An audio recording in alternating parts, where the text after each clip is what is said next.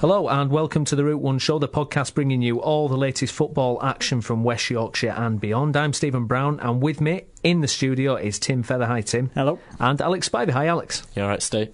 And coming up, we've got an interview with ex-Bradford City captain Guy Branston ahead of the FA Cup Yorkshire derby between the Bantams and Rotherham.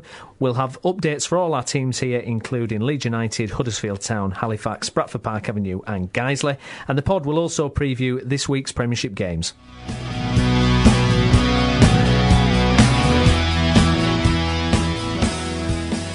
OK, well, I'm delighted to say that joining us on the telephone now is ex-Bradford City captain, it's Guy Branston. Hi, Guy. How are you? You OK? I'm good, thank you. Thanks for joining us. It's perfect timing, really, because this Saturday sees an FA Cup clash between two of your former clubs. It's Bradford City and Rotherham. How do you see that game going? Bradford win, if I'm honest. What do you think? It's about time Bradford have actually gone and beat Rotherham. It's been a tough time getting a result against them lately, and I think it's time that Rotherham actually get beat by Bradford, because I can just see the quality shining through at the minute from Bradford and Rotherham dipping a bit. But they've had a good start themselves, but a good start in a division where they've stepped up, and I think Bradford have actually kicked on a bit more quality and a bit further. Obviously, the league tells that. Absolutely. How did you find playing in the FA Cup and other cup competitions compared to the league? What kind of, is it a different focus that you have there? Yeah, it's a nice switch off. It's a very, I know it sounds silly, but it's a formidable cup. Everyone wants to really have a go at it, and if you're not at it on your day, it's something that you can really get found out, and obviously big clubs can get beat by. Absolutely, and that's and vice versa. It can be a hiding to some small clubs, and it can be a hiding for some big clubs. Absolutely. I mean, Bradford City proved that, didn't they, last year in the League Cup? Did you follow that run that they had in the League Cup closely? Yeah, of course they did. Yeah, every game, and I was so happy for them. It was I had a fond memory there, and it's nice for them to kick on, and I wish them all the best, like I have done since I've left. And it's a genuine affection for the place. That disappointment mainly that drives me to have an affection for it, because I didn't kick on there, which I actually wanted to, and I was desperate to, and I left not with my tail between my legs, but more disappointment that it never worked out for me. Yeah. So of course I watched them last season, and I was buzzing from getting promoted. Hi Guy, it's Alex here. Hi Alex, how are you? Yeah, I'm fine, thanks. Just wanted to ask you about Nahki Wells and James Hansen. Obviously I've had the pleasure of seeing them both develop as players recently. Could you tell in the early stage when you first joined that they'd both develop into much better players? Yeah, I played with James, against James 2 seasons before I signed for Bradford, and knew all about James Hansen, and sorry, the 18 months actually that I played against him probably 2 or 3 times, and then I started training with him and seen the athlete that he was, and the focus on his aerial ability that obviously he's capable of, and the aerial threat, should I say, he's capable of. And then Nahki Wells was a new kid off the block, if you want to say that. He's a kid from obviously the Raisa background, obviously Baldwin background, and he was somebody that Baldwin was very much a prominent figure around him, talking to him and geeing him up, and also raving about him, which obviously he was right in his opinion of him. And it was good to see him in training, because he was very skillful. Obviously, at the time, you could see he was a very much a tight area player, a five-a-side sort of player who was very skillful, even a futsal player. He was that kind of mentality that you could see benefit from tight areas, tight boxes, 6-a-side boxes and 40 by 30 yard boxes, and you could taking it into a bit more. Obviously, I'm talking technical now. He needed to learn his 11-a-side game, and that was the big thing. That's what took him a while to get. It wasn't about running 30 yards and that's his work done. It was running about 30 yards and getting back into position, running across the pitch and doing his the right movements, and that's what I think Phil Parkinson really gave him. We had many videos where he was going mad at Nahki Wells for the right reasons, but going mad at him for the runs, the anticipation of Hansen's heading, because he was happy with Hansen. I mean, I know he brought in 3 or 4 different players to try and knock Hansen off his game, and it only enhanced his game, and that was shrewd management from. Every player that's come in's pushed Hansen along, and he's kept his place in the team. Yeah, well, he kept his place in the team because he was, he does a far better, superior job than the rest of the lads that he brought in, and also, I think that as much as Phil Parkinson promoted him, he wasn't his player, and Phil Parkinson's definite blueprint at the football club was to bring his own players in, which he obviously highlighted that, and which was most managers' prerogative to do that. And kicking on with the James Hansen scenario, he was constantly bringing in players to rival James, but James kept fending them off. And full credit to James, that's a pat on the back for James. I don't think a pat on the back for Phil, but it's still a bit of shrewd management because you need competition within the dressing room to push players on. And if you've got the right mentality, which luckily enough James has and Naki has, they kicked on and held their place. And I think that the best lineup you've got there is them two playing up front together. And it might be a bit nostalgic to think that, but I think there's actually, looking at your squad now, I still think they're the best two you've got. Definitely, yeah. Well, I think both strikers need each other as much as the other does, and both their games suit each other. It's a perfect combo. You've got the size of Hansen, the anticipation of Naki Wells, the pace of Naki Wells, and he's not actually that quick. I wouldn't say he's the so-called thing off the shovel. He's not as quick as everyone thinks he is, but he's just sharp, mentally sharp, and that's where the quickness comes from.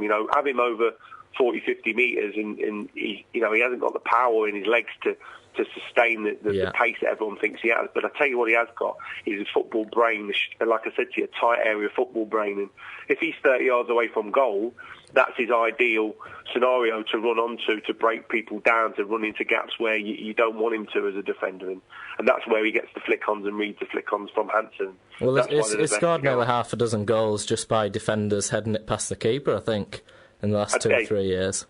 Exactly. And they're making panic. They're making panic because he's already reading where that ball might go, and the brain power of the boy, because he's a bright boy off the field. And, he was brought up a different way to the bog standard English player. He's really focused as well, isn't he? You can tell. Yeah. He's focused. He was always, he's always going back and doing these little bits of extra training where Hansen didn't really need to, and Hansen, being a big boy, sometimes needs to stay off the football pitch because of the joints and the size he is, and that's something he'll have to learn. But Naki could probably play all day because of obviously the size he is, which is obviously a plus for the football club. And even with Hansen, there's few lower league target men who are as athletic and as quick as him when he gets going. Yeah, Nick, the club, the fitness coach. Allenby, is it Allenby? Yeah, he's somebody that really implemented a fitness regime from Coops, who brought him in. He really put a fitness regime that a lot of lads couldn't get their heads around, including myself. And then you could see the benefit in your long-lasting game, and the amount of wins you had last year when you were beating teams last minute, into injury time and things like that. And that's all down to the fitness you do through the season, your Tuesday running sessions, your Thursday weight sessions, you're going into the games where you're stronger than the other team can win you 10 points a year, 15 points a year. And you imagine working on your set pieces, that gets you 10 or 15 points. You've got goal scorers who get you 10 or 15. Before you know it, you've got 65, 70 points, and you're already in the playoffs without actually shaking a leg and playing well. And that's where managers and people do their work behind the scenes that fans sometimes don't see. And bring the right staff in, not just football managers or coaches. Bring the right staff in within the football club is so important. And you've got to pat Mark Lorne on the back for that, because look at Baldwin within the football club. He's not just a chief executive bringing in money for the football club. He's also a talent identifier. He's also feeding the youth system with players, and also feeding them with foreign players that probably the club wouldn't even have heard of. Yeah, well, going back to Allenby as well, it's amazing last season how many players brought him up in interviews as one of the key men behind our success. Yeah, I was there, and I was fully respectful of Coops and Peter Jackson and Nick, and I've seen his running. And funny enough, me and Nick had a lot of one-on-one work, because Phil made me stay behind a lot of the time to do extra running, because we fell out a few times over a coffee about things, the way I thought things should have happened and the way he thought it should have.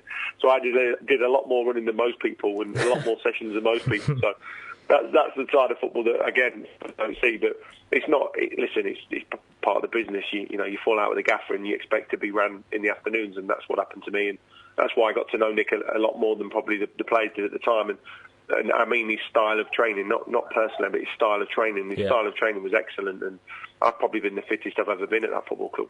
One of the things that was flagged up, Guy, pretty early on when we told people that we were getting you on the show was the Crawley incident, and the fact that after that you stepped in after you hadn't been in the squad playing, but then you came in and you put in some really, really good performances, and that seems to have garnered a lot of affection from Bradford City fans when we brought your name up. Do you want to talk us a little bit through that? Well, I was dead and buried, if I'm honest. Yeah. You know, Phil Parkinson basically banned me from the training ground. What was that? Why was that then? What? I mean, you may not want to get into. Him. Right, I see. Okay. No, hey, listen, I'm not knocking the bloke. I told everyone from the start, you know, a top manager knows what he's doing. He will get you promoted, and I still think that. And I think he's got a very good ability of management, but he didn't want me at the football club from day one, which wasn't a bad thing, because, like I said, most managers have their own prerogative. And I was happy to challenge that because I wanted to be at the football club. And sometimes, as a player, you need to stand your ground, and I stood my ground with him. And if I'm honest, it didn't work because he was adamant that I wasn't going to be there. Right. And I'd signed a 2-year deal on very good money in League Two. Yeah. It was something that as a football club, that they had to stick by the manager, and the results weren't going well for him. You know, he started to get a bit panicky, and I started to put a bit of pressure on him to say, well, look, you know, you're not winning, you know, get me in. And he's, no, you're not even, you know, we literally, I went on loan, obviously, at Rotherham, and come back, and I popped my plantar fascia, which is in the bottom of my foot. Yeah. And they were trying to basically say, look, you know, stay at home, you don't need treatment, you need to rest it. And basically say to me, look, you're not getting treatment. And I was going, well, you know, I need treatment every day. I can't stay at home. And they were saying, well, go to Torquay where your missus is and get treatment down there. And I was going, no, I'm going to come into Bradford and train and everything. And I wasn't being awkward. I just genuinely needed training. Yeah. Spoke to the right people at the PFA and spoke to the correct people to speak to. And it was something that I had to do. It went that far myself. then? So it actually got to the PFA there to step in and kind of intervene? Yeah, intervene.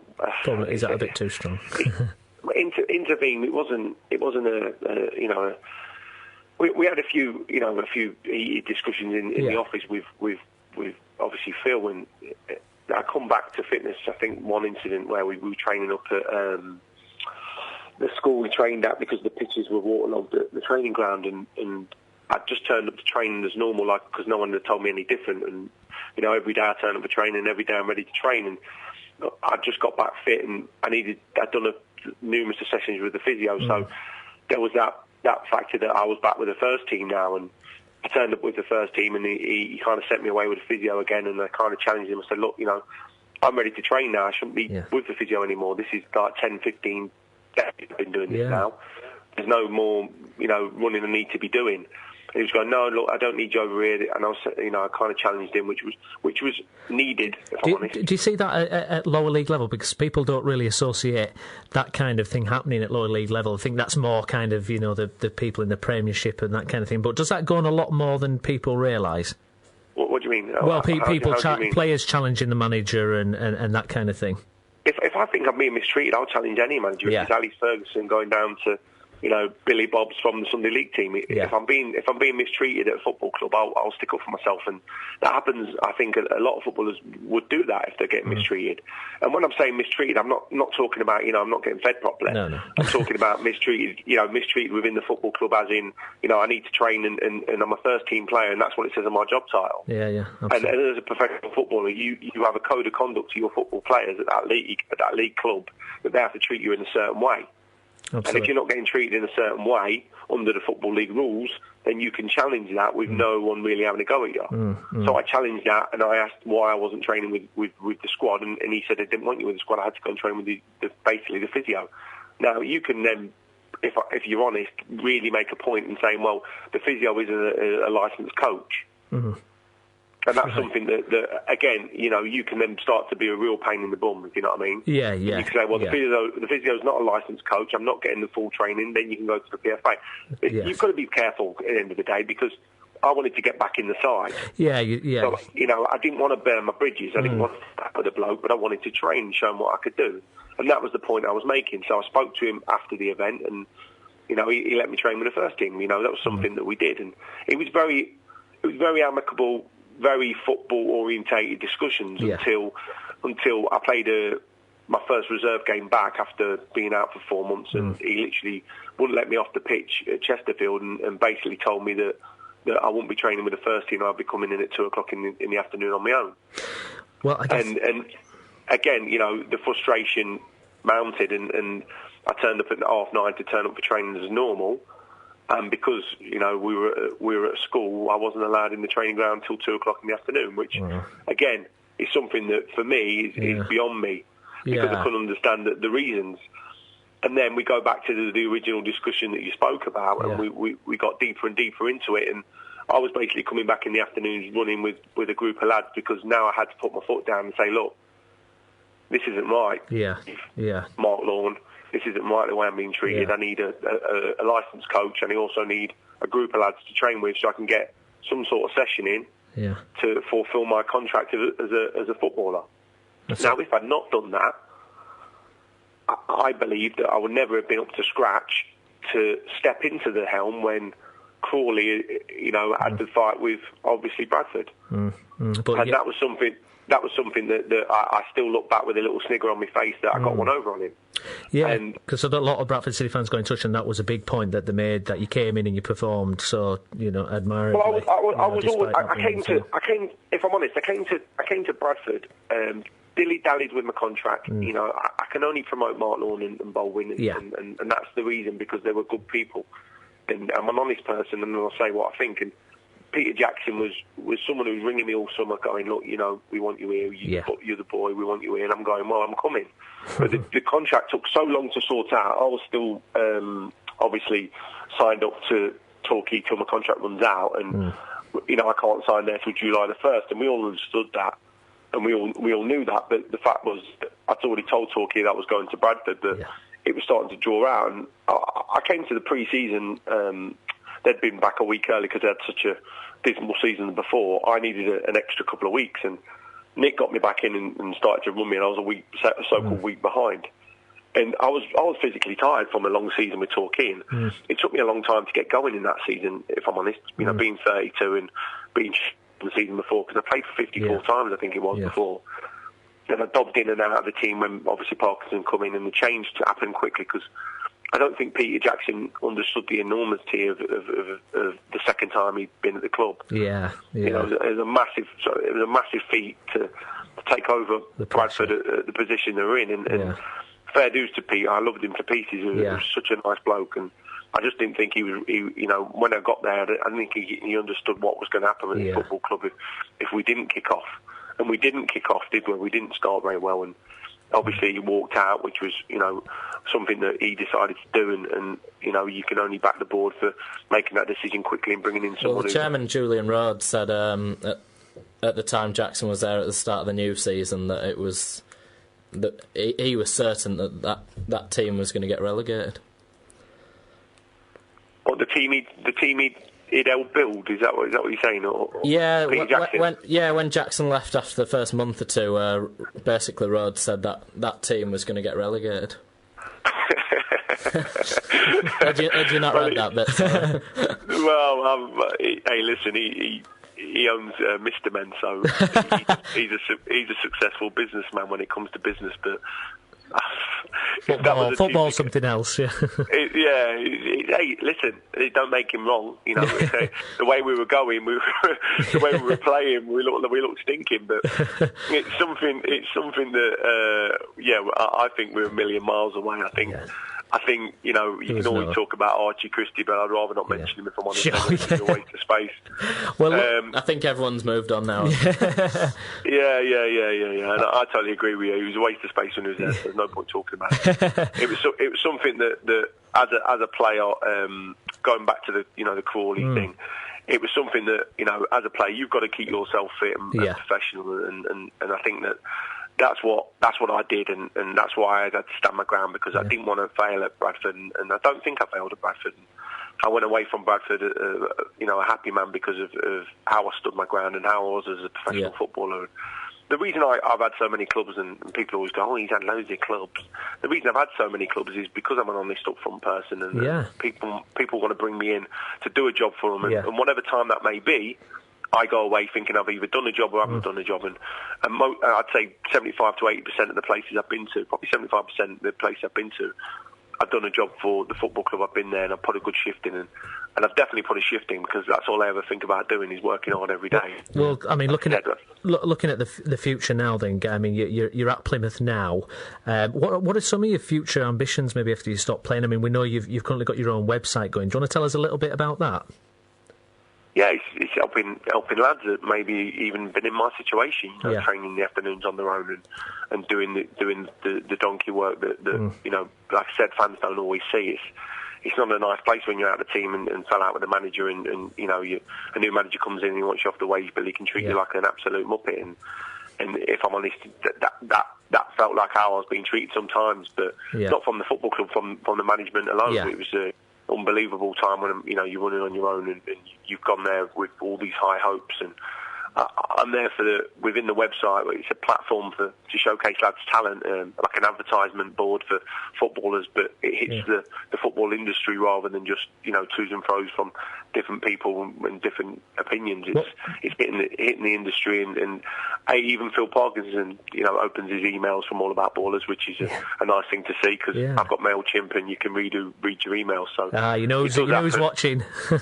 Listen, I left with no malice with Phil. We shook hands on it, and we moved aside, and that's something that, you know, he played the game with me and I played the game with him, and you pat him on the back for what he's done. He's done a tremendous job, and whenever I see him, if I see him again, I'll shake his hand and get on with being a football coach, manager, player, whatever I am at the time when I see him. So what is that website, Guy, then? Do you want to give it out so we can let people... Sorry, we've diverted. It's basically an advertisement site for footballers. They go on the site, they load the clips up very quick and easy, and they leave a small CV next to the clip, and then we get hold of the clip, we share the clip and put it into the right email boxes that maybe the lad wants.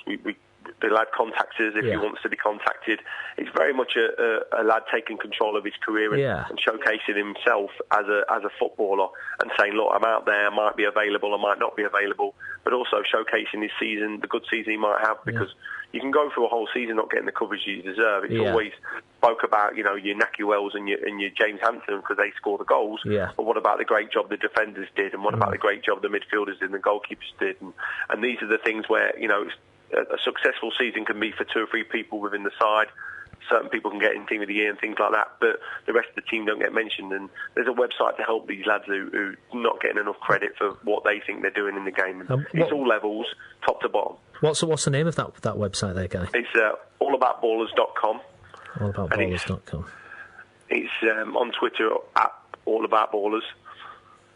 Fantastic. Well, it's something that you know, I think is going to be the central database for footballers' clips, and it's getting out there and mixing with the pros, and we're in every dressing room in the Premier League to obviously the conference, and we're going even to all the non-league clubs that have ever represented in the FA Cup, because I've actually gone out and bought a book with all their addresses in, so I'm sending them leaflets as we speak. And I'm constantly on the grind, speaking and emailing different managers and getting them on board and sending them clips that maybe they need and players that they need for their development squad, academies, college schemes.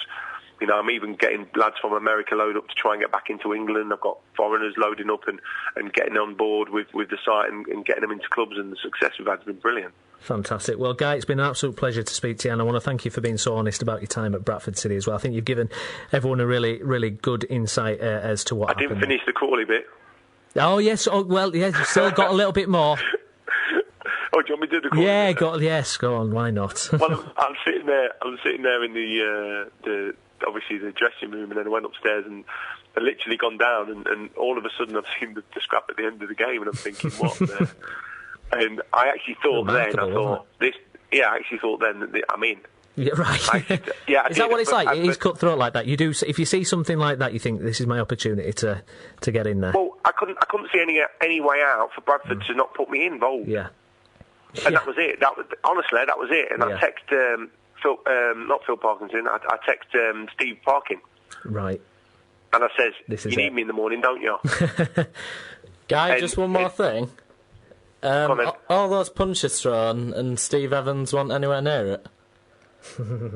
Well, Steve Evans is Steve Evans. He can start a fight, but I don't think he can finish one.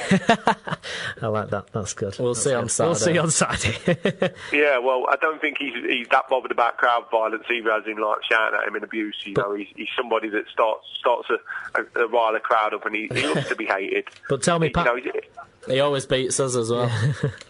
He's honestly, I've been out with him socially a few times, and he's off the field. He's a lovely fella. He isn't as bad as everyone says. I know he likes to be a public hate figure, but you know, so did Robbie Savage. And look at him; he's on come dancing now, and everyone pats him on the back. And you know, I can't imagine Steve Evans going on come dancing. It'd be nice to see him in one of them shirts or dresses that he wears.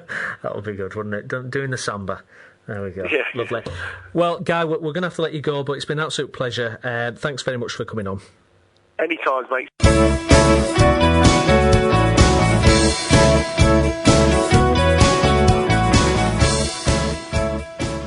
OK, we're going to have a look at Leeds United now. I'm delighted to say joining us on the line now is Jennifer Berry. Hi, Jen.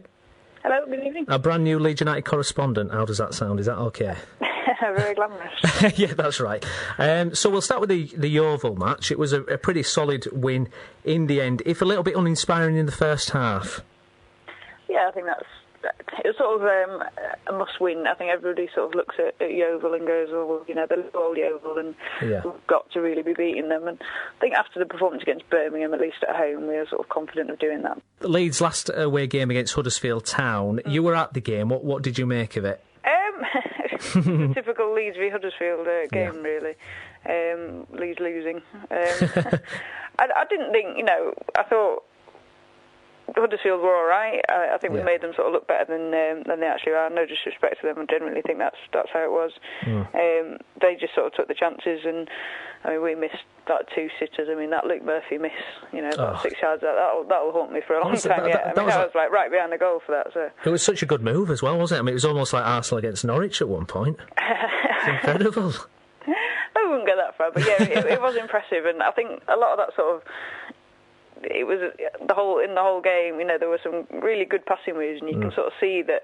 You can see what McDermott's trying to do with the formation and the players in the positions that they are, especially like Rudy Austin and Luke Murphy. It's a long way to go there, but yeah, it does seem to be sort of paying dividends. What do you make of the progress of the team under McDermott so far? I mean, he talks about the fact that, you know, it's 20 games into his regime, he's finding out about the players. Rudy Austin now seems to be playing in this new position and set 2 up for McCormick against Yeovil, so he seems to be finding his way, doesn't he? Yeah, I mean, I think like McDermott says, I mean, it is, you know, relatively speaking, it is such a short period of time.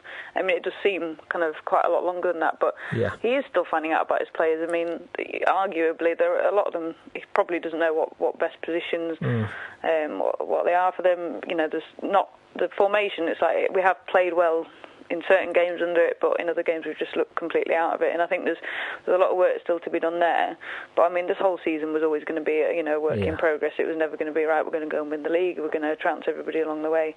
So I think we're doing all right. It's sort of tentative steps, and like I say, it is a bit frustrating. You're sort of going 1 back, 1 forward, and then 2 back. But I mean, I've been impressed with what he's doing. You know, the basis of what he's doing. He's sort of going back to basics. He's taking all the stupid things out. I think he's sort of dropped a lot of players that sort of needed to be. So I think he's got us in the right direction. It just, I think, you know, a lot of it sort of hinges on January. If he can get some signings in that he really wants, and hopefully if the board will back him, and then you sort of rest of the season leave it to gel, and hopefully by the time August kind of comes around, that seems like a long time away, you know, hopefully we can sort of start, you know, really fresh but in the right place where we want to be. Because so many times Leeds go into a season and you just feel like, oh, well, actually we haven't bought anyone, we haven't got to the place we want to be, and you're waiting for January then for signings, and then nothing happens. And it seems really temperamental in the fan base as well. We win one game, we're brilliant, and then we lose one game, and you know, McDermott's got to go. I mean, it's I suppose with things like Twitter and Facebook message groups, it kind of heightens all the hype about it, doesn't it? Yeah, I mean, football's that kind of game, isn't it, really? Fans are fickle. It's always going to be like that. And, everybody's got their own opinions about how things work, and I think forums like Twitter and Facebook, it just gives them a platform to sort of air all of it, and it just comes into more of a conscious, basically.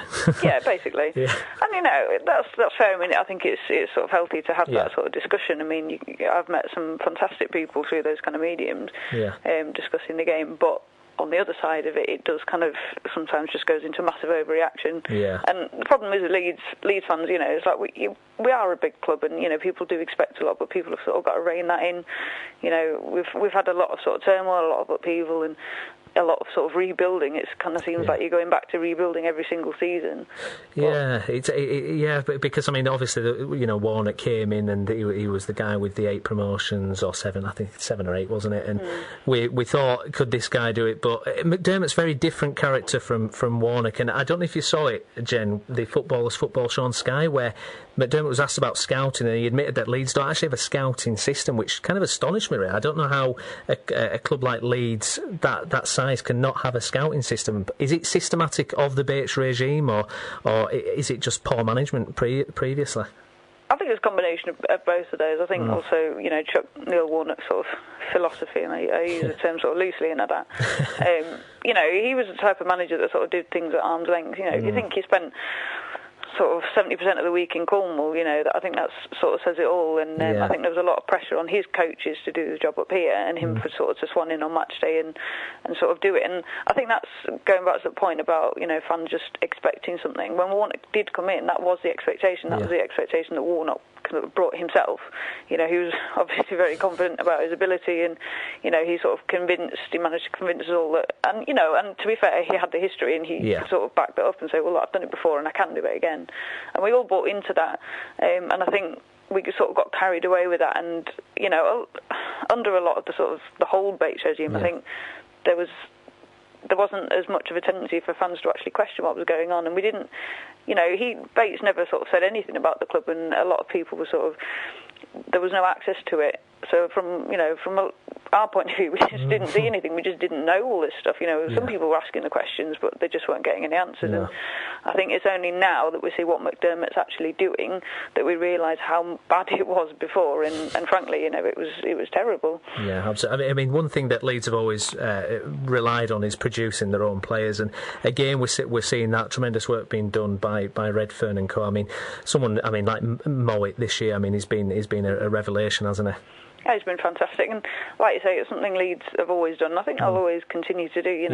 The club's always that big a pull. I mean, I saw something today on Twitter. I think this gentleman from the Yorkshire region, he's placed a bet on his kid to play for Leeds, and he got about 150 to 1, I think. There's always that pull. We're always going to get sort of young people who want to play for Leeds, which is great because under Bates was sort of there was pricing kids out of the game, and there was none of these free tickets for schools and things like that. So we're worried about losing that kind of generation of fans, but there are always young players that want to come and play for Leeds.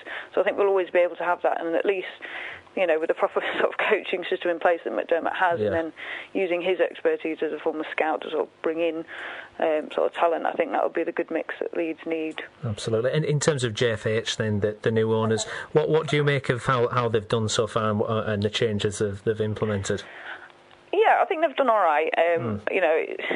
It's very easy to get carried away, and again, it's Leeds fans sort of being on one side of the fence or the other.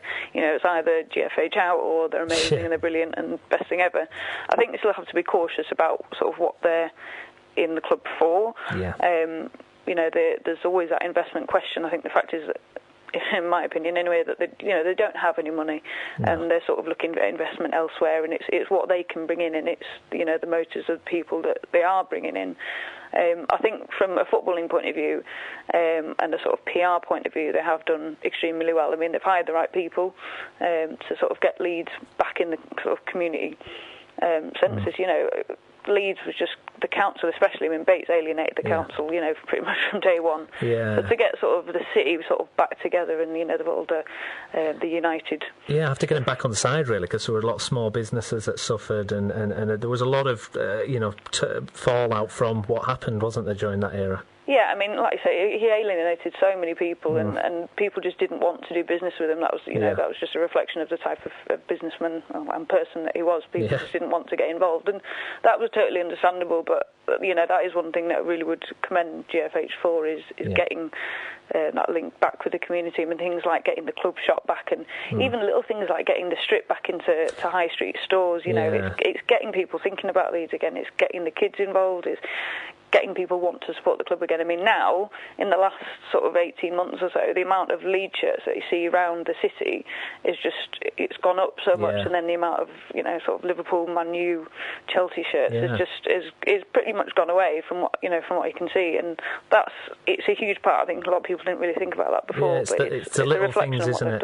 It's the little tiny things. I mean, they've got dialogue with the trust now as well. That seems quite a fairly open relationship. I spoke to Gary Cooper, the chairman of Lust, a couple of weeks ago, and he was, they're talking about possible fan investment. I mean, it's quite exciting when you hear things like that, because you look at, say, the Swansea model, and the way that's worked out for them. So you hope something could be similar for Leeds in the future, possibly. Yeah, absolutely. I mean, I'm a member of the trust myself, and I go to a lot of the meetings, and it is like you say, the little things. I mean, he's also got back in contact with the supporters club, the regional members clubs, who were, they were largely alienated under Bates as well, the way they were treated. It's just great for the little things like the trust can have their meetings at Ellen Road. For them to be able to get involved as well, and to be talking, having actual dialogue with the people at the top is great, and hopefully that can be a really successful relationship going forward. So getting back to Saturday's game against Charlton, how do you see that one going, Jen? Well, I'm an eternal pessimist, I'd say. I'm really on the fence on that one. I'll go for a draw. You're going to go for a draw? Leeds are kind of that team or the other. You never know really which one's going to turn up. Sort of cautiously optimistic, I suppose. But, I think we've sort of got a sort of rein in the away form. It's, we're happy with the draw and be winning our home games, which I think we're capable of doing. What would be success for you this season in terms of a league finish? What position would you class as a good season for us?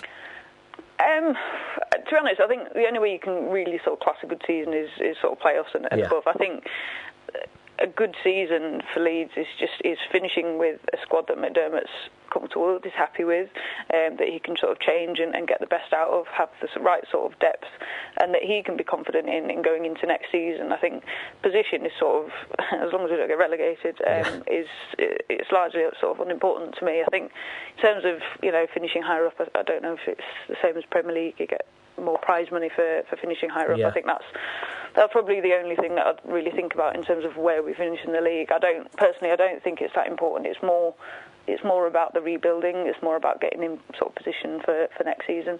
But I mean, this is the time when McDermott this is his business sort of time. So if he can sort of get things together now, get into January and put a run together, you never fantastic. Know. You never know.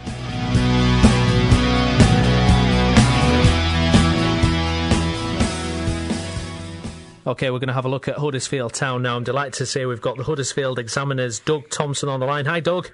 Hiya, how are you doing? I'm good, thank you. Thanks for joining us. Now, we have to start with the Wigan game. Now, I didn't see the game, and reading both sides of the fence, Wigan think they fully deserve that 2-1 victory, whereas Huddersfield people are kind of saying that actually Huddersfield played well and they could have won it under different circumstances. Now, being completely unbiased, Doug, what are your feelings about the game? To be fair, I thought Wigan was slightly the stronger of the two teams. Right. Having said that, I think a draw, I don't think anybody could have argued with a draw. Right. Town fought back to get into the game. Probably a deserved equaliser. They had a good spell of pressure before they equalised to bring it to 1-0 just before half-time. Crucial period at the start of the second half, you always say that, don't you? Just lost a bit of concentration, gave the ball away, and Wigan benefited from it. And after that, Wigan looked very happy to sort of go into the shell a little bit and protect that 2-1 lead. Yeah. So, Town struggled to get through after Wigan got the second goal.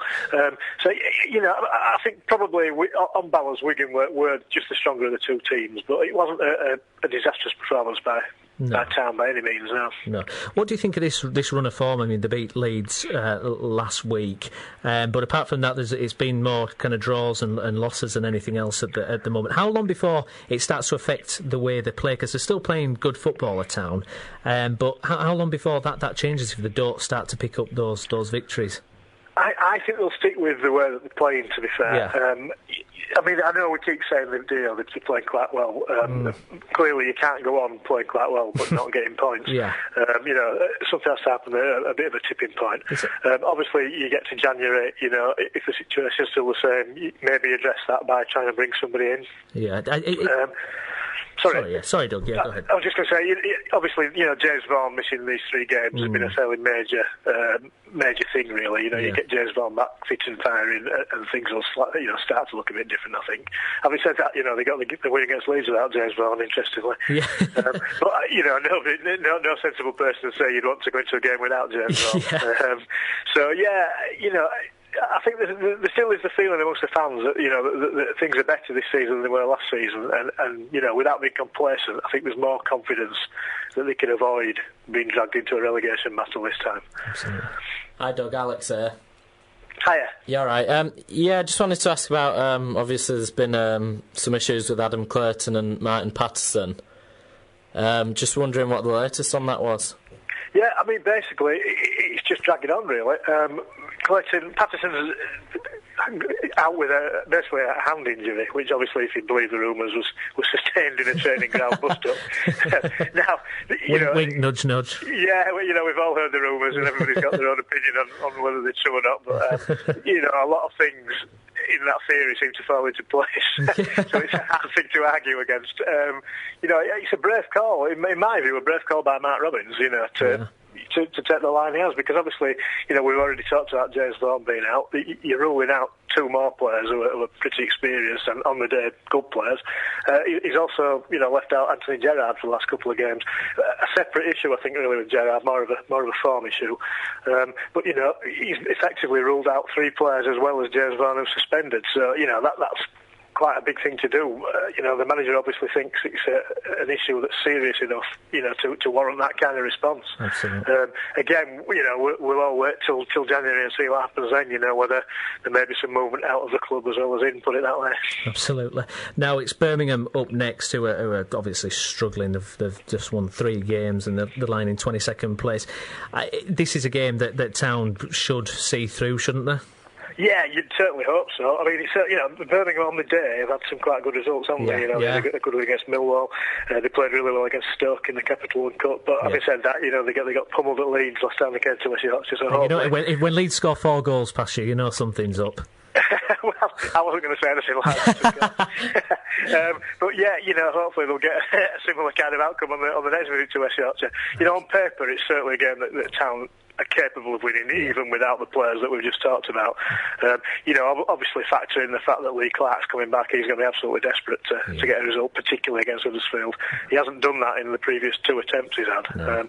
Knowing what he's like, he'll be extra keen to get a result. Although having said that, nobody could be any more keen than Lee Clark is to win football matches. That's what you can certainly say about him. Yeah, but adds a bit of interest to the game, obviously. But a pretty crucial game for both sides to win. Really, they're in quite a bit of trouble. It's a fairly gloomy situation down there, and hopefully from our point of view, we can make it a bit worse for them.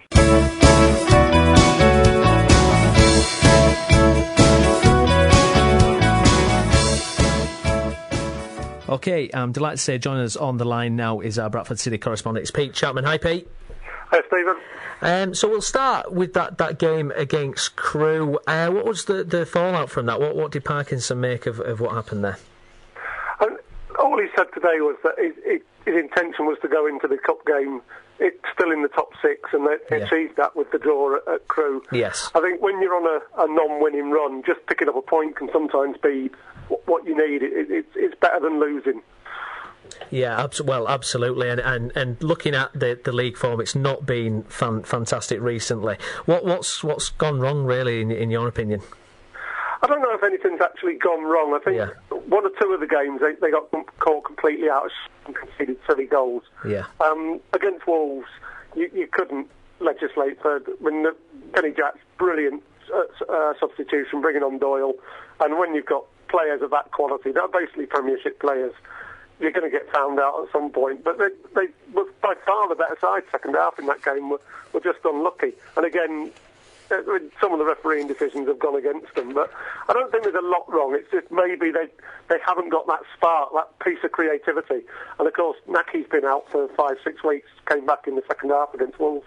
Yeah, he did. That's right. And now it's the distraction of the FA Cup. I mean, what side of the fence do you lay on there? Is it a bit irritating, or is it a good distraction? I think he was asked directly, is it a distraction? And he said, no, it's not a distraction. And I think because it's Rotherham as well, that helps, and because it's Evans, that's the opposing manager, because he said, he was asked, what do you think of Steve Evans? And he just said, is he my friend? No, he's not. I will talk to him if I see him. Right. So I think there's that there, and obviously the two sets of fans hate each other, so there's going to be an atmosphere, and I think that helps. That's good for both sides. Both sides are on a very similar run, no winning 5 games, so it could be a very interesting time. And it's interesting, isn't it, the Evans factor and all the history between him and Bradford City there. It's been a little bit more complimentary in recent times, hasn't it? I think he knows he has to be. He can't just carry on doing that many FA warnings and stuff. But I think the side that's positive for Bradford is you know what you're going to get with an Evans side. You know how they're going to play. It's just a case of not falling into the traps that they're going to lay out for you. Yeah, absolutely. So which way do you see it going then against Rotherham, Pete? It's going to be very, very tight, but I think Bradford may just sneak it. They are the highest of the promoted sides at the moment, and all they need it's one of those cases where it's just a freaky goal off Hampton's backside or something.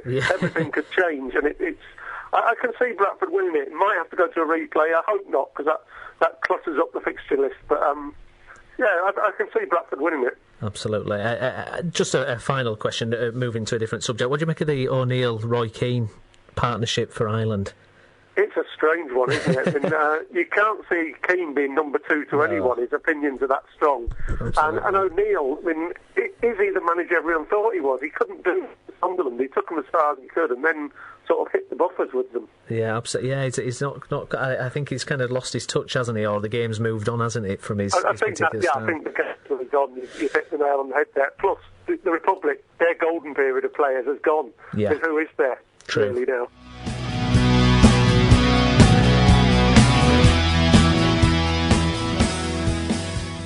Right, let's have a look at Halifax Town now, and joining us on the line is our Halifax Town correspondent. It's Andrew Pinfield. Hi, Andrew. Evening, Steve. Right, so forget about the league now. It's all about the MK Dons, the FA Cup first round on Saturday. Yeah, it's a distraction from the league, and when you get to the FA Cup, it causes a certain amount of excitement, particularly when you're into the first round. And I think you look at the bigger picture and you're thinking, well, if we can cause a shock and get to the second round, then you're one game off getting a really big, well, possibly Premiership team. So that's the game. That's the incentive, isn't it? It's a massive incentive, but it's a very, very tough game on Saturday, and we're going down there as complete underdogs. Absolutely. What do you think the chances are then? Well, it's FA Cup, and there's always shocks in the FA Cup. Going on form and what have you in league positions, you'd think it's a very, very slim chance. Yeah. And perhaps our best hope is if we can get the draw and get them back to the Shane replay. But if we get the look of the ball, and if one of their guys gets sent off and we get an early goal, these things change the scores in football matches, and we're taking a good following with us, 400 or 500, and if they get behind the boys and we do nick an early goal, then it's got to put pressure on the MK Dons and their home supporters. If they go behind, I don't think they'll be too pleased. So you've always got a slim chance, but like I say, it's an outside chance. It's a difficult one, is it? It depends how up for it MK Dons are as well. They may not take Halifax as seriously because they're in a lower league, so you never know. Sometimes that can work in their advantage, can't it? Yeah, that's a possibility. It always goes like that, but what we need to do is pick up the away form, because we were disappointing last week at Alfreton, losing 3-0. Yeah. And we've got a home game on Tuesday at the Shane's Hideaway rock bottom, so you'd like to think there's a home league win there, but like you say, it's the FA Cup that all the focus is based on this week. Absolutely. And it's an outside chance, but you never know, Steve. No, I mean, just to mention, I mean, that result last week, it was very disappointing, wasn't it? I mean, after the Welling result, I know that ex-City player Jits Beatty's got a couple there, didn't he, for Alfreton, but disappointing all round, wasn't it? It was, yeah. I mean, Jake Spate and John Akindi for Alfreton caused us problems, and they took a 2-0 lead at half-time and weren't that bad in the first half, although the scoreline suggests 2-0 down, it was a bit one-sided. That wasn't the case, but certainly in the second half we didn't play to our potential. And the 3-0 scoreline was a fair one because they created a lot of chances second half, and one or two of the lads' heads dropped. Maybe they've got the MK Dons game on their mind, you don't know, but that's behind it now. Alfreton's in the past, look to the future and try and cause a shock on Saturday. Yeah, absolutely. And you never know, dream tie, third round, who would you love to see Halifax get if they got that far? Well, I want Liverpool away, but look, there's 2 games before that, Steve, so if we can get well, I think everyone looks to the same thing, Manchester United, Chelsea, Arsenal, but there's 2 big games, well, hopefully another game after Saturday if we can cause a shock.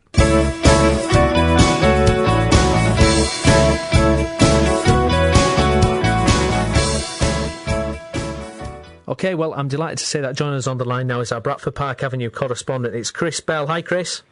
Hi, all right, mate. How are you? I'm good, thank you. So, there was a bit of a distraction Monday night. It was Bradford Park Avenue in the County Cup there where they got knocked out, but we're not bothered, are we, Chris? Absolutely not. John Deasy least of all, quite frankly. My first question to him in the post-match press conference after I ran it past his assistant Mark Hume was basically, John, you're out of the County Cup, you must be delighted.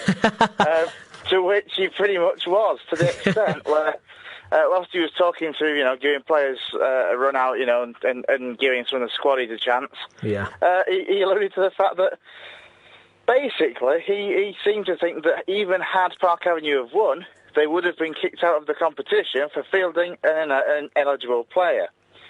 And who's the player in question? I don't know. I need to. I've been trying to work this out. And is it Nadal by any chance? Well, he didn't play. This is it's not Daniel Nadal. He's not appeared yet. The only possibility I could think of, maybe, possibly Simon Lenigan, something to do with the loans and being in the cups. But then he played in the FA Cup and was absolutely fine. So I reckon DC knew he just didn't want to he didn't want to have any more games in it, did he? Oh, this is the thing. I mean, at this level, for John Deasy, I think, and with Park Avenue's hopes and expectations for this season, the County Cup is... It's not really up there, literally nothing more than a distraction, unneeded fixtures and all that kind of thing. So, whatever the situation is, he clearly didn't want to be into the competition. Now, if I'm right in thinking off the top of my head, I think one of the rules does state that the players have got to have played so much league action, basically to be eligible to play in the cup. Basically, as the West Riding FA's way of trying to make sure that that managers don't just use it for putting out the kids. Yeah, absolutely. But it's daft, though, isn't it? I mean, why not let them, field a few kids? I mean, it seems daft, doesn't it? It does, doesn't it? Because you think that this kind, something such as the County Cup, it's never going to be high on any club of conference north stature. It's never going to be on anyone, high on anyone's priority list, really. No. It's nice if you win it. I mean, Steve Kittrick, obviously, when he was at Guiseley, he's won it a couple of times, and he always said that it's one of those where you don't really take it seriously until you've got to the semi-final. Yeah. And it's at that point that you kind of think, all right, well, we'll go and we'll try and win. We're in the semi-final. Go on then, exactly. We'll try. Fair enough. Exactly. So, it's an unusual one. As I say, John Deasy clearly didn't want to be in it. As I say, he stated that he was pretty sure that even had they won, they would have been knocked out due to fielding an ineligible player. So whether that's somebody that hasn't played a great deal of league games. I mean, Scott Maxfield played. He's started one and come off the bench a couple of times. Yeah. So, it's something along those lines where you've got to have played so many league games to be able, to actually play in it. So all it takes is one player that's not played that much in the league, and theoretically, there it is. Absolutely. Now moving, back to the league. Fantastic win against Gloucester after a difficult defeat against Kidderminster, where they went extra time and the travelling, and we know about the delayed bus. But they came through and they got the win. And up next, it's Gainsborough. How do you see that one going, Chris? It's going to be an interesting one. Gainsborough, obviously, we know they've not started. They started a bit poorly, but they've picked up a few points recently. They've got themselves away from the relegation zone, which, for a club like Gainsborough is, it would be almost unthinkable to be in that relegation fight because of how well they've done in the past. However, there's been massive changes at Gainsborough. Yeah. Obviously, the chairman left over the summer to go and finance Scunthorpe United. It's taken them a long time to actually get in, a replacement chairman. They lost a lot of players. A couple of them went to Boston. A couple went to Scunthorpe with the chairman sort of thing. So, it's taken them time to get a squad back together sort of thing, gel, and actually start to play with pick up a few points. But, it's Park Avenue, as regards to last Saturday, it was all about getting 3 points in a win in the league rather than necessarily living up to the performances of the two cup games before. And that's exactly what they did, It wasn't pretty at times. They had to slog it out. Yeah. They had to take a lot of pressure, especially after Richard Marshall got sent off as well. They had to soak up a lot of the pressure that Gloucester put on. And then, they were able to then break away from that for Davidson to add a third to make it 3-1, which, I wouldn't say it flattered them. No. But, after all the pressure that Gloucester had put on trying to find that equaliser, it was good that they could just soak it up and unleash in a counter-attack and go and get a third goal. And get it done. It's going to make for an interesting game on Saturday. Of course, this fixture was postponed because of the cup run to start with. Then it was pushed back through till the mid-December, I think it was due to be. And then obviously with both Park Avenue and Gainsborough now not being cup action, they've seen sense and brought the fixture forward, which, everyone at the club is fully backing. It makes much more sense to play this game on a Saturday in November than an inevitably cold Tuesday night in December.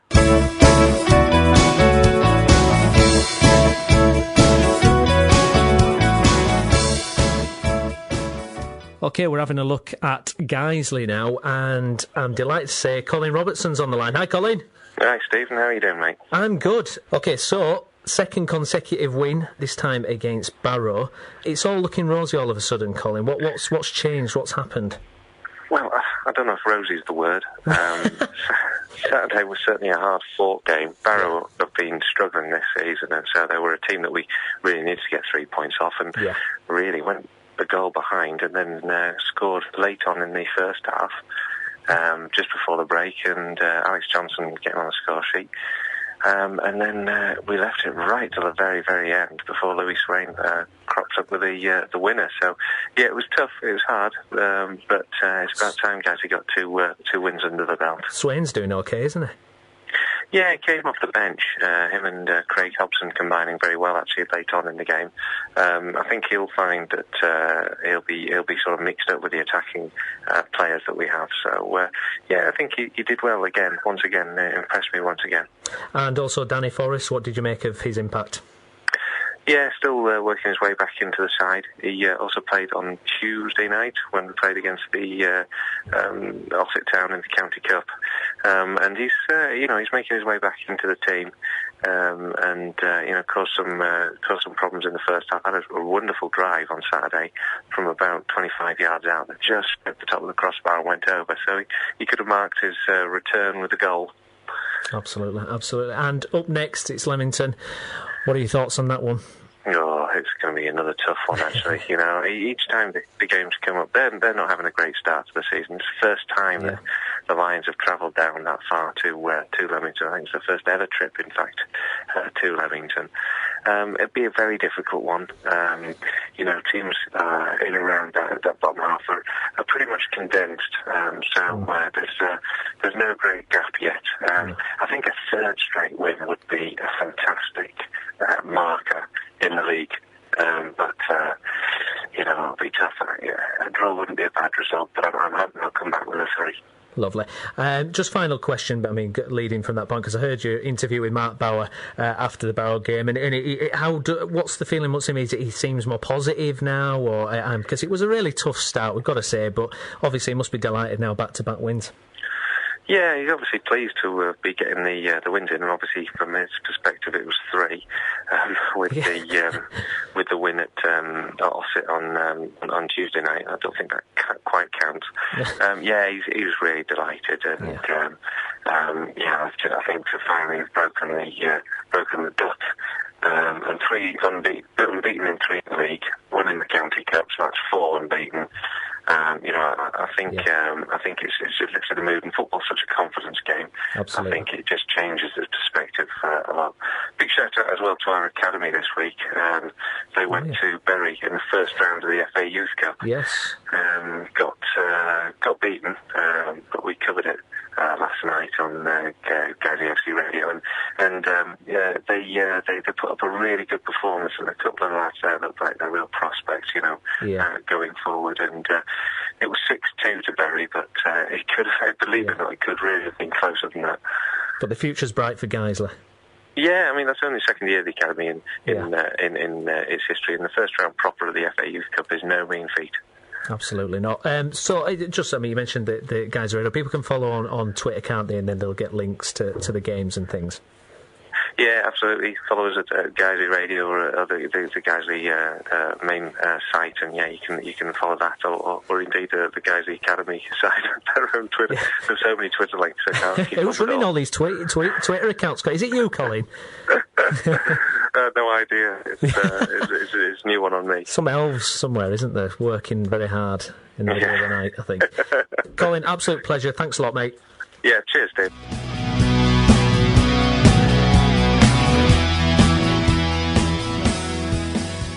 Right, OK, so we're going to start then in the Conference North, and we're going to look at Guiseley versus Leamington. Tim, what's your prediction there? Leamington have lost the past 2 and Guiseley have won the past 2, so I'm going to go for a 1-1 draw. 1-1 draw. Alex? I've gone 2-1 Guiseley. I've gone 2-1 Guiseley as well. Keep the winning run up. Yes. I hope they do, but I just, Absolutely. Gainsborough Trinity versus Bradford Park Avenue. What do we think there? Well, Gainsborough have lost the past 4 games, and they've scored a couple in them, but I think Park Avenue might just have enough about them in this one, and I've put 2-1 Park Avenue. You've gone for 2-1 Park Avenue. I have gone 1-1. What about you, Alex? Alright, there's always loads of goals in Park Avenue games. I've gone 3-1 to Park Avenue. Gone 3-1 Park Avenue. Bit ropey your West Yorkshire form, isn't it, in predictions? Got to give you a chance. OK, let's step it up now to the Championship. Huddersfield versus Birmingham. Tim, Huddersfield, a bit unlucky maybe against Wigan, but they're still playing the right football. But, I mean, how long can you use that excuse for? Well, I think you can use it for as long as you're staying out of the relegation zone and out of trouble, to be honest. If you keep your nose out of trouble, then, Huddersfield weren't meant to be challenging for playoffs or anything. No. So sitting in 14th quite happily where they are is, it's a respectable thing. But I think that they need to start picking up some wins, and I think that it could be that kind of day for Birmingham. And I think I've put 3-1 to Huddersfield. 3-1 to Huddersfield. We were speaking to Doug earlier, Alex, about Huddersfield, and how long, when you don't get the results, how long before the players start to lose confidence and then you're not playing the good football and you're not winning games?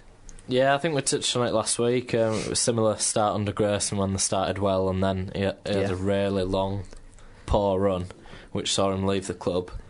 Is there a risk of that happening again?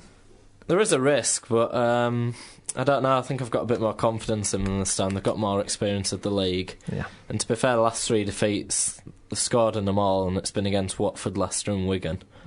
But I think they'll beat Birmingham, and I think Lee Clark's in trouble there. I think he is as well. Would anyone want to put a bonus point on for Lee Clark going after? No, not yet.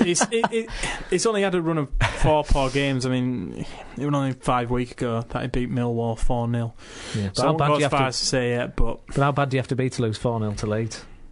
Well, yeah, very bad. That's self-deprecation for a team that, like Leeds at the time, who weren't scoring that many goals. It's quite serious, isn't it? And moving on to Leeds versus Charlton Athletic. Leeds, solid win against Yeovil, but there were a few discontenting voices at half-time, and perhaps it wasn't quite as Do you want our Huddersfield predictions? Oh, sorry, yes. Go on, what should it? You said yours, though, didn't you, Tim? I put 3-1 Huddersfield. 3-1. I've gone 2-1 Huddersfield. What have you gone? I've gone in between 2-0. You've gone 2-0. Ooh. Okay. So, as I was saying, Charlton versus Leeds. I've gone 2-2 there. I think, Leeds away form not great, Tim. No, they've struggled on the road of late, haven't they? They lost against Derby and lost against Huddersfield. I think it was a positive note that they managed to grind out a result against Yeovil, because Yeovil looked like quite a stern team. They didn't want it to go to Elland Road and not lose. Yeah. Because that's what they're in the Championship for, to go to stadiums like Elland Road and St Andrews, really, aren't they? The bigger stadiums. But Charlton have a lot about them at home, so I'm afraid I've had to go for a 2-1 Charlton win. 2-1 Charlton. Now, Alex, Leeds, inconsistent, but when you look at the form, it's not too bad. Win, loss, win, loss. Well, they're winning the home games. They're winning the home games. They've won the last 3 at home. And they're in 8th. That's not too shabby, is it? No, it's probably where I would expect them to be. Probably not good enough for the playoffs, but sit 3 points above outside average. It, don't they?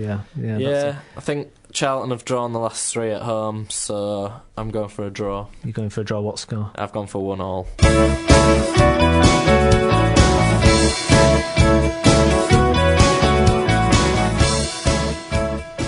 Okay, so the England squad has been announced for the friendlies against Germany and Chile. Fellas, is there any shocks, surprises in there? What do you make of the squad?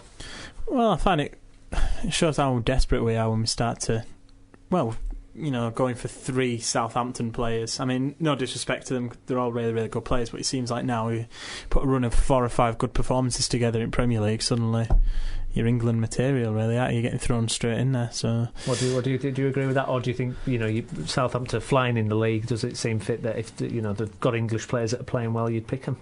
Yeah, I'm a bit on the fence, really. I think players like Barkley and Townsend got in the squad, obviously, on the back of a few good performances. But I think it was 2 or 3 weeks ago I said someone like Rodriguez, he should be in the squad ahead of someone like... a bonus point? No, I don't get them now anyway. But they should be in the squad ahead of people like Ashley Young, who've been poor for 2 years. So Ashley Young's very poor. Terrible. I think it's well deserved, but as it says, it's showing how we're struggling for players. I will say one thing about it, it shows that the Football League, it has so much English talent in it, but just none of the bigger clubs are willing to seem to nurture any of that talent and make them better, or make them, something different. They don't give them time. No, they don't. They don't give them any time at all. You look at Sinclair still.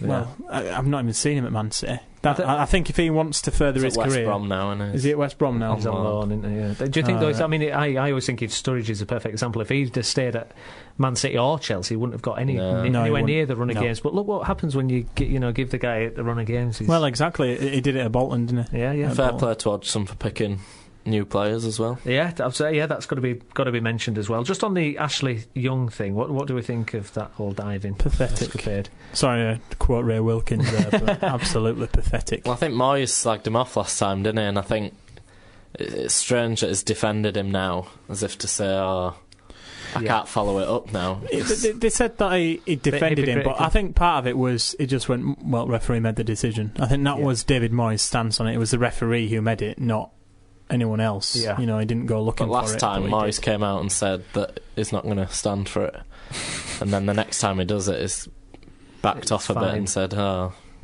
defended it slightly. So he's a straight, and Ashley Young as a player is just not good enough, is he? Surely he's had his day. No, I think he's had his day. He had the potential, but I know he's had a couple of injuries and a couple of niggles, but he's not half the player that he should be, or by now, especially with his surrounding of Man United. Absolutely. And in other international news, Roy Keane, Martin O'Neill, is that the Irish dream team, or is that just madness? Brian Clough would have loved it, wouldn't he? Them two. Two of his prodigies. Yeah, absolutely. Roy Keane as an assistant, is that going to work? Alex is shaking his head. No, well, I just can't. Like Pete was saying, I just can't see him as a number 2, and it's an odd one. Maybe it's something to do with they wanted Keane to have a part, but not as the number 1. But you wouldn't want Roy Keane going up in front of cameras, though, would you? No, not after they've lost. No. Do you think this is Roy Keane's last chance to prove himself as a kind of coach, or someone you can't really the judge game it like that? If they fail, you can't really judge Keane though when he's the number 2, really. Can you? It's a strange point of his career though, Roy Keane, is because people probably thought he was going to be a great manager. He had good success under Sunderland at the start. Then the Ipswich thing happened, and kind of and then he's ended up just being a pundit. It seems not really befitting of a player as good as him. Well, last night I think he touched on that and said unfairly that I think he was gotten rid of. Yeah, I think he wants to come back and prove something, and I'm sure if they do quite well, he'll get another manager's job. Yeah, I think someone else will throw him a lifeline. It'd have to be a gutsy chairman though to want to have someone like Roy Keane. Imagine trying to sack Roy Keane. I mean, you would do it it would be a text, wouldn't it? Yeah, I would leave the country and then text him just from someone else's phone. That's the best thing about social media. You can just put Roy Keane #sacked. That'd be brilliant. Ireland don't qualify for next tournament. #Roy Keane sacked. Lovely. Good move for Martin O'Neill though. Yeah, Martin O'Neill. We're happy to see him back in the game. I mean, I think he's slightly overrated myself. I've always thought that as well. Yeah, I think I do like him though. I think a lot of his success came at Celtic, didn't it? Yeah. I mean, you look at Neil Lennon at Celtic, and he's doing a fantastic job in the Champions League. And I know they lost last night, but he's doing a fantastic job there. But when you're the only manager in the league between two, it's not that hard, really, is it? I mean, every Celtic manager that goes there has fantastic success, don't they? Sitting on the fence, look at it. So moving on away from international football, it's Premiership action again on Saturday. So let's have a look at the fixtures. So Crystal Palace, Everton. How do we see that one going, fellas? Palace still in trouble, I think, and Everton. I think Everton need to get that run of form going. So I've put 3-0 Everton. You've gone 3-0. I've gone 1-0 Everton.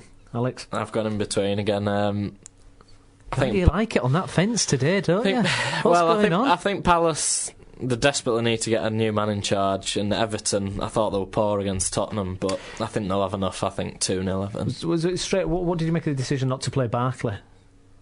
Well, it didn't change the game when he came on, but it was probably their best player when he did come on.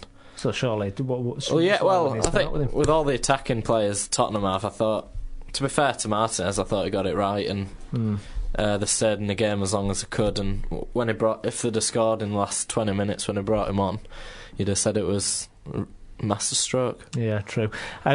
Tim, I mean, I was speaking to someone today, and they said the kind of the fault with the Tottenham Everton game was the fact that the winner of that game would have gone to within a couple of points of Arsenal. You'd have been in second place, but Everton kind of showed a lack of ambition there, or just being realistic for what they've got.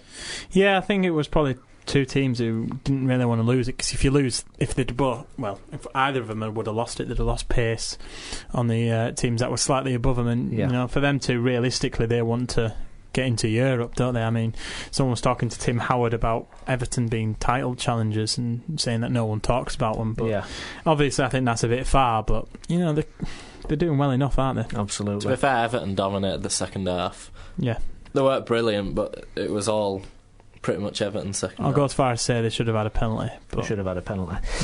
Yeah. Elsewhere, Chelsea, West Brom.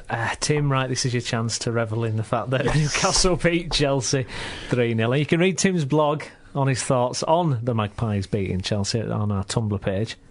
Yeah, it was a really, really good game, even for the neutrals that were watching. I will admit, Chelsea will possibly walk away from that wondering how they didn't score. I mean, it hit the bar, it hit Mbiwa, hit Debussy, Krull played well, and I think on another day it would have been Chelsea winning, but I think when you can just tell a team's got the luck. Newcastle had that on the day, and then they had the class to finish off the goals. I mean, a great header from Gouffran, and then a fantastic bit of work from Anita as well. Yeah, Chelsea, Alex, I mean, we sat here last week and we thought there's no way Chelsea are not going to win that game, didn't we?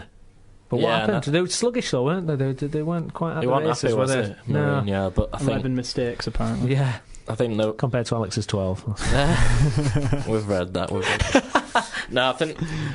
Well, to be fair to Mourinho, I think all teams bounce back after a defeat, and he'll be looking for a reaction now. I mean, this is a dead cert, isn't it, for Chelsea? I've gone 3-0 against West Brom. What are you fellas going for? I thought it's closer.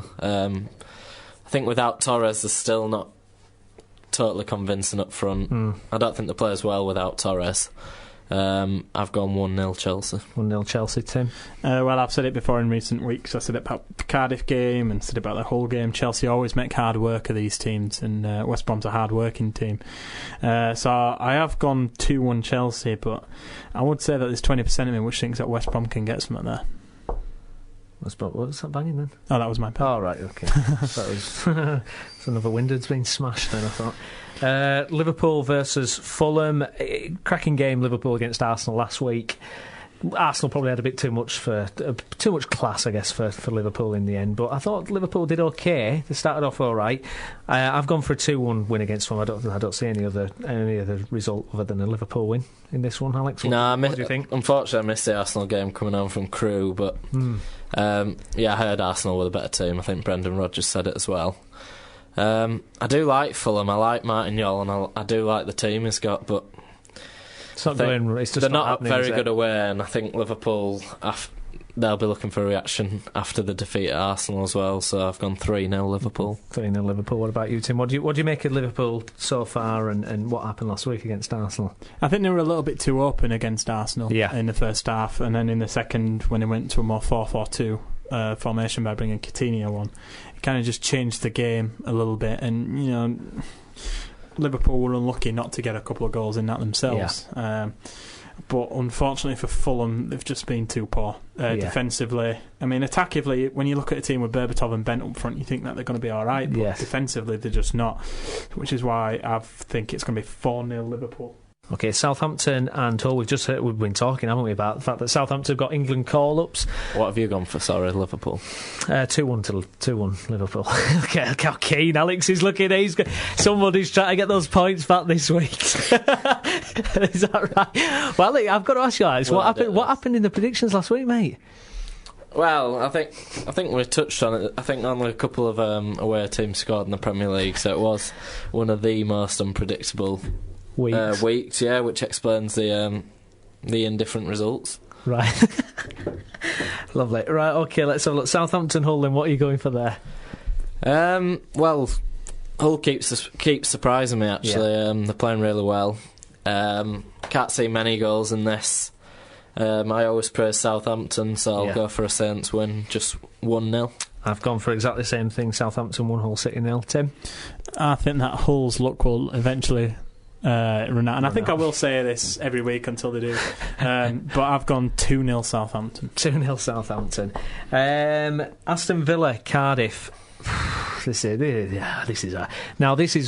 a stinker. This is where you could really screw up on the predictions, isn't it? This is how you could fluke another win. I've gone for 2-1 Villa. What do we think of that one? What do we think of those? Well, I think Tim's gone for a Villa win, have you? Yeah, I have. Have you been eventually they're going to win out there. If I say Villa win every week, eventually they'll win. Yeah, that's my theory. I've gone 2-1 Villa. So you saying? I've gone 1-0 Villa. 1-0 Villa, Alex? Well, I don't rate Villa, and I think Cardiff, with the way they play, they are tough to beat. So I've gone 1-1. Just a side point on Cardiff. Colker, are you surprised Spurs let someone like that go? He's been pretty good, hasn't he, for Cardiff? I was more surprised that a better team than Cardiff didn't sign him. Yeah. Someone like a Villa that can get a young... Someone like Newcastle, to be perfectly honest, who've been struggling with centre-backs. I couldn't believe the first chance to go, he went to Cardiff.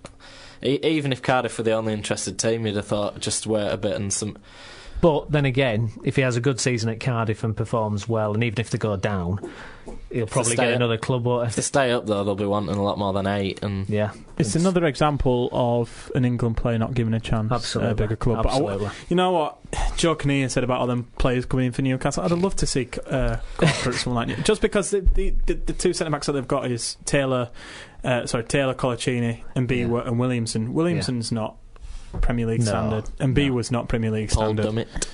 Dummett. Well, we didn't know about him, did he? I didn't know who he was. That's good. But he's a good player. Next up, Norwich City. Chris Hughton is on the ropes, isn't he? There, I mean, it's 7-0 against Man City. I mean, it's absolute humiliation. I mean, I didn't see the game, but I saw the highlights, and the players just didn't even they didn't close down. There was no effort. I mean, it was absolutely terrible. I mean, what's gone on with Norwich? Why does it suddenly seem to be too attacking and open? Do you think that's what it? Do you think just too they've open. Signed a few forward players and they've changed the focus? I think they have, yeah. But I feel a bit sorry for Norwich because on Match of the Day I was watching the goal of the month and about 5 or 6 of them were all against Norwich. Like Wilshire's goal was against Norwich. You know, a lot of them were against Norwich. Yeah. I don't know why. Since you mentioned that, I don't know why I've put them down for a clean sheet. But I've gone 1-1 with that because I just think it's going to be boring. Because it always happens. Though they get a thumping, then they probably put up a. They probably. I mean, you can imagine the kind of week Norwich have had. West Ham don't have a proper striker. Yeah. So what have you gone for, Alex? There? Well, because I do like. He's Norwich. unsure of himself. I'm anti West Ham and anti Allardyce. Yeah. And I've said it all season. I do like Norwich's team, so I've gone 2-1 Norwich. Ah, right. I see. So you've gone 2-1 Norwich. I've gone 1-1. I've gone 0-0. I've gone 0-0. Okay, so moving on to Sunday, big game at dinner time. Tottenham versus Newcastle. We've touched on Newcastle, Tim, before you were there at the game, buoyed by that victory against Chelsea. Newcastle got a lot of good players, haven't they? They are capable of doing what they did against Chelsea. Yeah, they've got a good team spirit, and they do have a couple of good players, really. I mean, Sissoko played well. Remy has been a revelation, and I think if Newcastle, they need to try and keep hold of him, because, I know he's on loan, so they need to try and get him off QPR, but I think Newcastle have been quite resilient away from home and against the bigger clubs, to be honest, have been quite resilient. Pardew's played his tactics well, so I've gone a 1-1. You've gone 1-1. Alex? I fancy Tottenham, I think, at home, and with their defensive record, I think 2-0 Tottenham. 2-0. So I've gone 3-1 Tottenham. Tottenham, they struggle to score goals, though, don't they? I mean, people have criticised Soldado, but he's not getting the services here. I mean, someone made a point today that was speaking to the fact that Townsend and who was on the other one? Lennon. I mean, they're both inverted wingers. Sigurdsson even. But they're all inverted, inside, so they're cut inside, so nobody's whipping those balls in, anymore. I mean, what do you think? Is that fair? Is it the criticism about Soldado fair, or is it a bit harsh? He's just not got the confidence yet, has he? I mean, touched on it on Match of the Day as well, that he's just not getting into the areas where you can score goals, and I guess that's because you haven't got people like, you haven't got anyone whipping the balls in or playing a dangerous ball across the edge of the area. I mean, we know Townsend can do it because he did it a couple of times for England, didn't he, against Poland. Said it before, sorry, but I'd love to see Townsend on the left. Yeah, just see what he could do. I think down the line. I think Lennon and Townsend have been swapping over, like they have been interchanging apparently. So, and it's interesting with Spurs as well. Lennon's forced his way back into the side. I mean, but you've got Lamella sitting there with big fee, but he looks a bit lightweight, doesn't he, at the minute? Eriksen and Dembele both been on bench last couple of league games as well. I mean, Eriksen, you'd think someone who can create opportunities. Why isn't he starting? Well, I think I don't know the team tonight, but I think they'll. Well, I hope they'll bring them back on for Sunday. Yeah. So, Sunderland versus Man City. Man City, a couple of good results there, 7-0 and then 5-2, was it, in the Champions League? So they're on fire, scoring goals. Negredo, Aguero, that looks pretty potent, doesn't it? I've gone for 4-0 Manchester City. Snap. Have you gone 4-0 as well? I think. Is it last 3 seasons Sunderland have beaten Man City 1-0? Yeah. At home. You're going for the... No, I haven't. This is where he earns his money. This is where he claims it. Well, no, I think it'll be closer than 4-0. I think Poyet will do a good job. Yeah. But with the former Aguero's in, and if Negredo plays as well, I've gone 2-0. I think if they don't score early, Man City, then Sunderland may have a chance. But I think if Man City score a couple of goals first 20 minutes, it's pretty much over. Well, saying that, Sunderland did beat Southampton in the League Cup on Tuesday night, so there may be a bit of confidence. Yeah, so there might be a bit of confidence riding from that. Absolutely. Swansea versus Stoke. Swansea a bit flat out there at the minute. It's not really happening for them, and Stoke, similar to West Ham out there, they're kind of struggling to get out of the limelight of Pulis. How do we see that? I've gone 0-0. I can't see anything fancy happening there. I've gone 0-0 as well. I just think that there's a Europa hangover. Boney's struggling to score in the league. Stoke, the keeper's a top scorer. That's all I'm going to say. Yeah. So I've gone 0-0. No, I think I'll get some points from this one. What have you gone for? I've gone 2-0 Swansea. 2-0 Swansea. Very good. Depends how Mark Hughes decides to go. If he wants to go and open up and try and get at Swansea, then I can see it being 2-0 Swansea. But I think if he keeps it tight and starts defending, it's going to be tougher for Swansea. Now, the next result, I've purposely picked this result so it jinxes it, and the opposite will hopefully happen. I've gone for 2-1 to Manchester United against Arsenal. Now, this is huge for a number of reasons. It's Arsenal have not had nothing against Manchester United for the last 8 years, basically since Wenger's not won a trophy, and Manchester United always seem to get the upper hand on them. But things have changed this year. Arsenal, top of the league, playing well, whereas Manchester United a bit indifferent, although coming into a bit of form. One exception against Sociedad. How do we see that one, Tim? I've gone for a 2-2 draw. I think there will be goals in it. It'll either be really open or really tight. Do you think Arsenal will pass the test?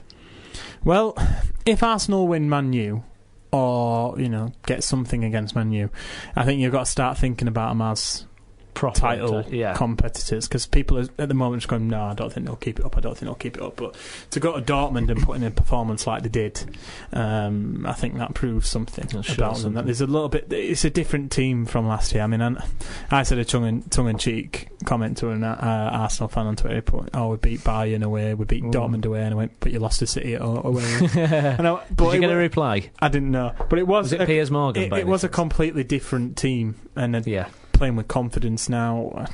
I put 2-2, but I could see Arsenal winning it as well. I've gone 2-1 there. So, Alex, looking at Arsenal, they passed the test against Dortmund, they passed the test against Liverpool. Manchester United, is it a step up? Because not necessarily that Man United are better than Liverpool or Dortmund, but just the mental aspect, the fact that Arsenal have been undone by them so many times before. Well, I think we need to look at Man United more. I think the prep at home to a team that's, what is it? They're 8 points behind Arsenal. They're at home to them. If they lose, they could be out of the title race already. It's Moyes who's still yet to beat a big team, and Arsenal can go there full of confidence. I think Arsenal beat them. You think Arsenal? What score are you going for? I've gone 2-1 Arsenal. I can see that happening.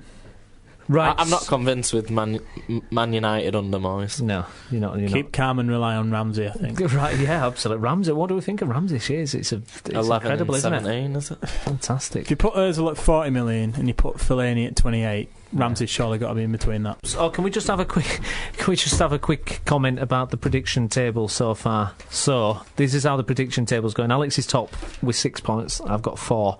Tim, you've got 2. How are you going to bounce back, Tim? Yeah, what are you going to do, Tim? The comfortable old pair of shoes.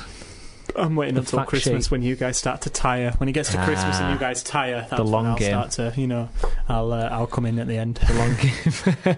Alex, are you a bit nervous there? No, I've been top since the start. I think I'll stay there. Any more weeks like any last manager week, who's about to get sacked? I've had a word with the chairman and thinks it's absolutely You've had the fine. vote of confidence. I've had a vote of confidence from my mum on Twitter. Lovely. Well, that's all we've got time for on The Route 1 Show this week. Remember, you can download and subscribe to The Route 1 Show on iTunes for free, and you can listen on our YouTube channel. And don't forget to check out our Tumblr page at theroute1show.tumblr.com, and you can follow us on Twitter at The Route 1 Show, and you can also email us at theroute1show@gmail.com if you'd like to get in touch with us. You can also check out our audio page for all our player interviews. I've been Stephen Brown, and with me on this edition of The Route 1 Show has been Tim Feather. Thanks, Tim. Thank you. And thank you, Alex. Cheers, Steve.